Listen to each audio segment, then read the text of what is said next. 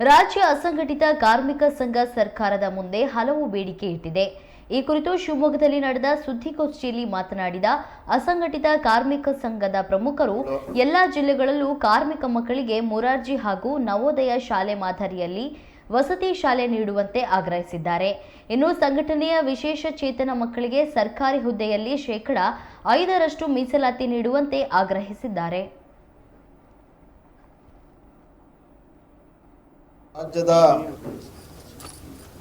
23 ಜಿಲ್ಲೆಗೆ ಕರ್ಕೊಂಡು ಹೋಗೋದಕ್ಕೆ ಶಿವಮೊಗ್ಗ ಜಿಲ್ಲೆಯ ಮಾಧ್ಯಮ ಮಿತ್ರರು ಕಾರಣ ಅಂಥೇಳಿ ಈ ಸಂದರ್ಭದಲ್ಲಿ ಹೇಳ್ತಾ, ರಾಜ್ಯ ಅಸಂಘಟಿತ ಕಾರ್ಮಿಕರ ಸಂಘ ಮೋಟಾರ್ ಸಾರಿಗೆಗೆ ಸಂಬಂಧಿಸಿದ ಸಾಮಾಜಿಕ ಭದ್ರತಾ ಮಂಡಳಿಯನ್ನು ಮಾಡಬೇಕು ಅನ್ನುವಂಥ ಉದ್ದೇಶ ಇಟ್ಕೊಂಡು ಸರ್ಕಾರಕ್ಕೆ ಮನವಿ ಸಲ್ಲಿಸ್ತಕ್ಕಂಥದ್ದು ಹೋರಾಟವನ್ನು ನಾವು ಮಾಡಿದ್ವಿ. ಆ ಸಂದರ್ಭದಲ್ಲೂ ಕೂಡ ನಮಗೆ ಒಂದು ಒಳ್ಳೆಯ ಸಹಕಾರವನ್ನು ಕೊಟ್ಟಿದ್ರಿ. ಅದು ಈಗ ಕಾರ್ಯಗತ ಆಗಿದೆ. ಯಾವ ಡ್ರೈವರಿಂದ ಟೈರ್ ಪಂಚರ್ ಹಾಕೋವರೆಗೆ ಕಟ್ಟಡ ಕಾರ್ಮಿಕರ ಮಾದರಿಯಲ್ಲಿ ಅವರಿಗೆ ಮೂಲಭೂತ ಸೌಕರ್ಯ ಸಿಗೋದಕ್ಕೆ ಸಾಮಾಜಿಕ ಭದ್ರತಾ ಮಂಡಳಿ ರಚನೆ ಆಗಿದೆ. ಸ್ವಂತ ಸಂಪನ್ಮೂಲಗಳ ಕ್ರೋಢೀಕರಣ ಕೂಡ ಇವತ್ತು ಸರ್ಕಾರದ ವ್ಯವಸ್ಥೆ ಆಗಿದೆ. ಅದ್ರ ಜೊತೆಯಲ್ಲಿ ಒಂದಿಷ್ಟು ಹೋರಾಟ, ಒಂದಿಷ್ಟು ಮನವಿಗಳನ್ನು ನಾವು ಸರ್ಕಾರದ ಮುಂದೆ ತರ್ತಕ್ಕಂಥ ಕೆಲಸ ಮಾಡ್ತಿದ್ದೀವಿ. ಪ್ರಾರಂಭವಾಗಿ ಇವತ್ತು ಕಟ್ಟಡ ಕಾರ್ಮಿಕರು ಅಂತ ಏನು ಬರ್ತಾರೆ,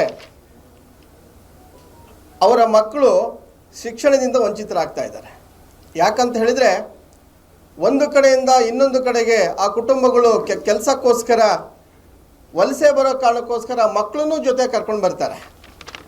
ಅವರಿಗೆ ಗುಣಮಟ್ಟದ ಅಲ್ಲಿ ಯಾವುದೋ ಶಾಲೆಗೆ ಸೇರಿಸ್ತಾರೆ, ಆದರೆ ಅಲ್ಲೂ ಕೂಡ ಅರ್ಧಬರ್ಧ ಆಗುತ್ತೆ.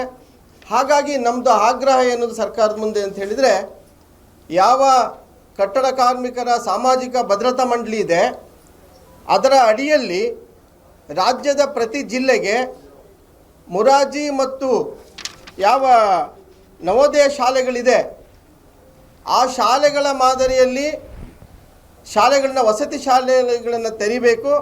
ಅದರ ಮೂಲಕ ಅಲ್ಲಿ ಕಾರ್ಮಿಕರ ಮಕ್ಕಳಿಗೆ ಮಾತ್ರ ಅವಕಾಶ ಕೊಡಬೇಕು.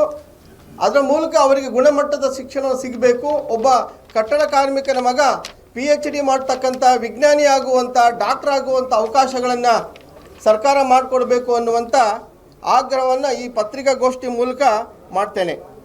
ಹಾಗೆ ವಿಶೇಷ ಚೇತನರು ಅಂತ ಇದ್ದಾರೆ.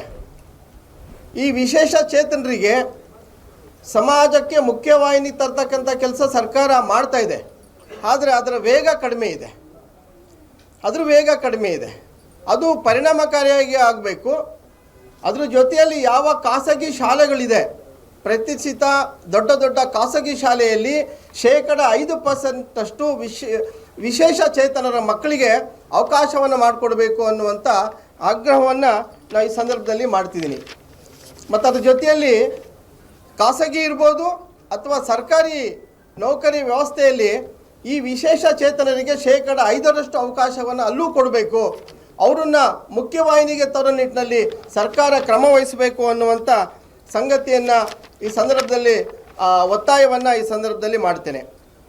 ಮತ್ತು ಅದ್ರ ಜೊತೆಯಲ್ಲಿ ಈಗ ಸರ್ಕಾರ ಮಾಡಿದೆ, ಗಿಗ್ ಕಾರ್ಮಿಕರ ಸಾಮಾಜಿಕ ಭದ್ರತಾ ಮಂಡಳಿಯನ್ನು ಮಾಡಿದೆ. ಯಾವ ವಹಿವಾಟಿನ ಮೇಲೆ ಶೇಕಡಾ 1% ತೆಗೆದುಬಿಟ್ಟು ಅದಕ್ಕೆ ಮಂಡಳಿ ಮಾಡಿ, ಯಾವ ಡೆಮೋಟೋ ಈ ಥರದ ಸ್ವಿಗ್ಗಿ ಈ ಥರದ ಫುಡ್ಡು ಇತರೆ ಸಾಮಗ್ರಿಗಳನ್ನು ಡೆಲಿವರಿ ಮಾಡ್ತಿದ್ದಾರೆ. ಆ ಡೆಲಿವರಿ ಬಾಯ್ಸ್ಗಳಿಗೆ ಈಗ ಒಂದು ಮಂಡಳಿ ಆಗಿದೆ.